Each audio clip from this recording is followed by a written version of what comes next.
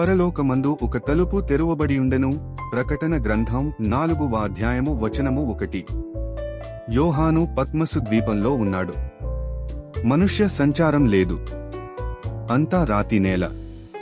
దేవుని వాక్యాన్ని, క్రీస్తు సువార్తని ప్రకటించినందువల్ల అతనికి ఆ ద్వీపంలో కారాగారవాసం విధించారు.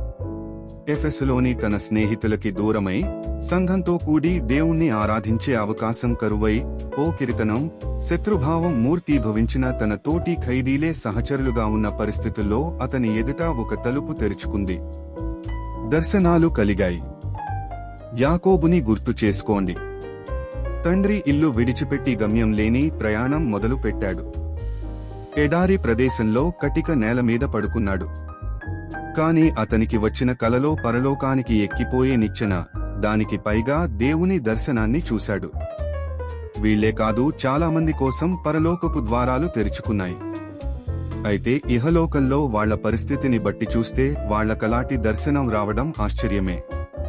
ఖైదీలకి, చెరలో ఉన్నవారికి, అస్తమానము శ్రమలు పొందేవారికి, మరణశయ్యలకి అంకితమైపోయిన వారికి, ఒంటరి బాటసారులకి, దేవుని సన్నిధికి వెళ్లడానికి ఆశ ఉండి కూడా ఇంటి పనిభారం మూలంగా ఆరాధనకు వెళ్లలేని ఇల్లాళ్లకి ఈ తలుపులు తెరుచుకుని ఆహ్వానాన్నిచ్చాయి.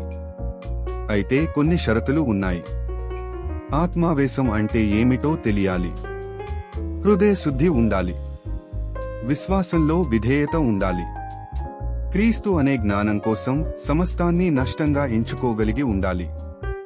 ఈ విధంగా మన సమస్తము దేవుడే అయినప్పుడు, మన జీవితం, నడత తీరుతెన్నులు ఆయనకంగీకారమైనప్పుడు మన కోసం కూడా ఈ తలుపులు తెరుచుకుంటాయి.